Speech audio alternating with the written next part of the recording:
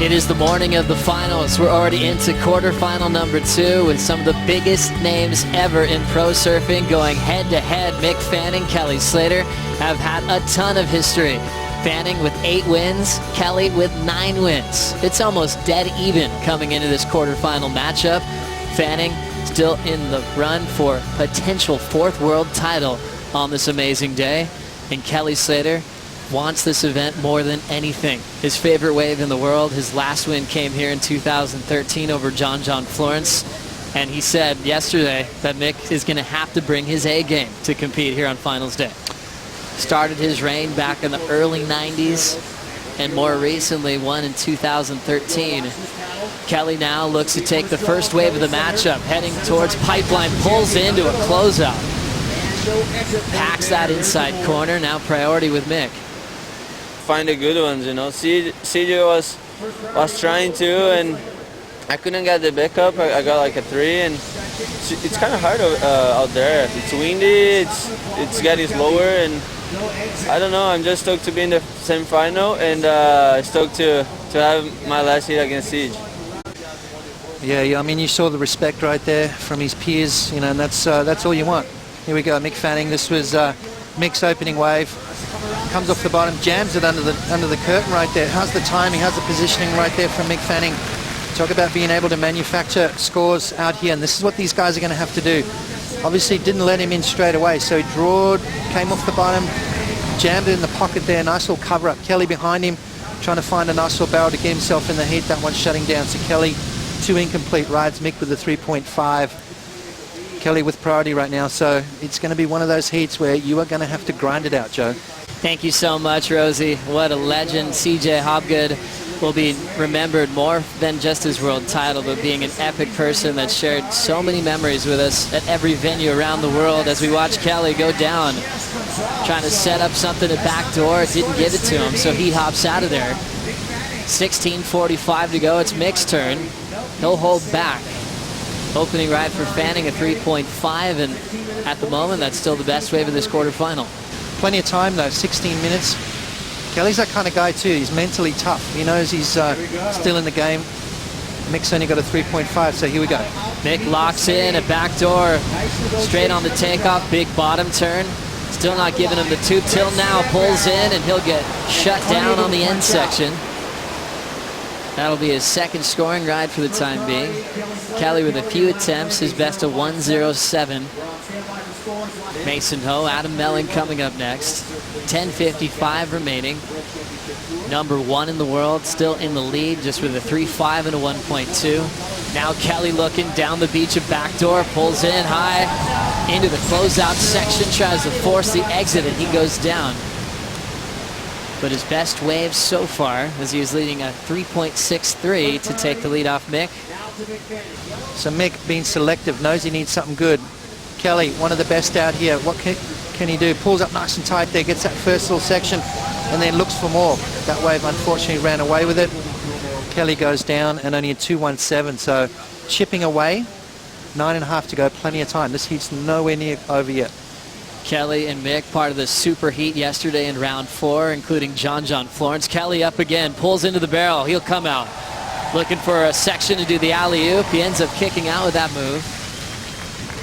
So just chipping away, under priority of Fanning. A 2.54 or better will give Kelly the lead change. You know, this is a smart move from Kelly. It's a kind of swell that breaks further down, and this is what Kelly did. He got this little wave on his way back out into the lineup. Comes through that section and then goes for the big alley-oop, so just didn't quite ride out of that. Another nice little barrel for Kelly. So he's just trying to stay busy, knows he only needs a small score. But what he's doing is he's working himself into that momentum, trying to find the groove, trying to find the rhythm. And, you know, the big sets aren't necessarily the high-scoring waves. They're shutting down. They're not offering the tube ride. The smaller ones are a little hollower, like you can see from Kelly there. And as we said before, this guy knows this place better than anyone. So knowing exactly what he needs, a 2.54, waiting for that score to drop. Just in case he has to make any quiver changes, but they're so dialed and prepared for this moment. Taking off late is Fanning. Tries to pull up and in. Didn't get too much of a barrel opportunity there. Yeah. And now priorities with Kelly. He only needed a 2+ ride. Mick, late drop. Look at it beautifully. Leans forward.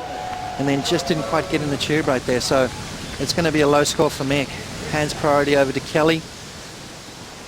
I don't think he's going to get the lead back with that exchange, Joe, and he's put Kelly in a situation now where he's got that heat lead in priority. 317, his second highest score is a 217, so Kelly knows that he needs something special. A few sets coming through right now, so we're going to see another roll of the dice from both these guys. Last score for Fanning, a 1.33, not enough. Still second, still just needing a 1.84 as we hit the 5-minute warning. Fanning on top of the Jeep leaderboard. With 4:30 to go, Kelly has priority, and he'll take this wave. Locks in on the takeoff, pulls in high. He'll punch out of the barrel, back door. Looking for more. Late hit off the top. He'll go down. Wow.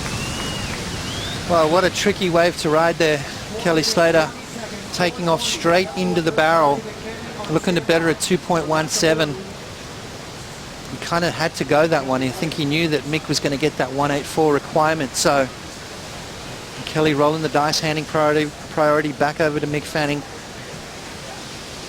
You know, sometimes these low-scoring heats, Joe, are just as exciting. See Kelly here, straight into it. Standing up nice and tall. Had to fight his way through that.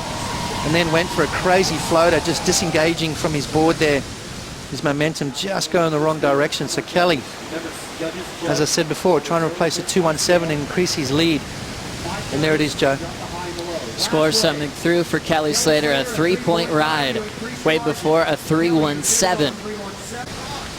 Pressure on, 2:25 to go. Fanning with priority, needs a 2.67. Looks like they could be splitting this one up. A big section right in front of Mick. Stomps the takeoff, pulls in at back door. He'll come out of that one.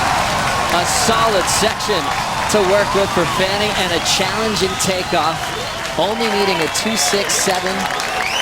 Now we're down to the 2-minute warning here in this quarterfinal. Under pressure pots to perform, and that was not an easy wave to ride. Kelly went on the left, got absolutely hammered, went over the falls, dove off before he even got to his feet. But Mick, I mean, just how, there's Kelly right there. Mick fell out of the sky as well, threw the board under his feet. That's what we call a Hail Mary. Look at this, as he just free falls out of the sky, comes around the section, and then pulls in behind the, wasn't a super deep barrel, but he only needs a 2.67. Mick Fanning, as you said, one of the toughest waves to ride there. How did he make the drop first thing, and then to get around the section and pull into the tube, squeaks out the end, needs a 2.67. So a combination of really crazy maneuvers right there. First of all, that drop, so that's commitment, that's degree of difficulty. That comes under that judging criteria right there. I mean, that was a crazy drop from Mick Fanning. Then to still have the momentum to come around the section and pull up under the lip there. Joe, scores dropping for Mick Fanning. Fanning earns a 6.0, going back door and takes the lead off Kelly Slater with now 50 seconds remaining. If Fanning hangs on to this win, Medina would be out of the world title race, and then he'd put pressure on De Souza to perform in the fourth quarterfinal. The judges on their decision, one went as high as 6.5, the low of 5.5. Mick Fanning at that point in time having priority. Kelly had to go the left, Mick went the right, got the score. Mick Fanning moves through to the semi-finals and keeps his world title dreams alive. The dream is still alive and well for a potential fourth world title for Mick Fanning as he takes out the best ever at Pipeline, the best ever in surfing history. And Kelly Slater in challenging conditions, low scores to start. Fanning finishing with a 6-point ride, moving on to the semifinals to take on Gabriel Medina.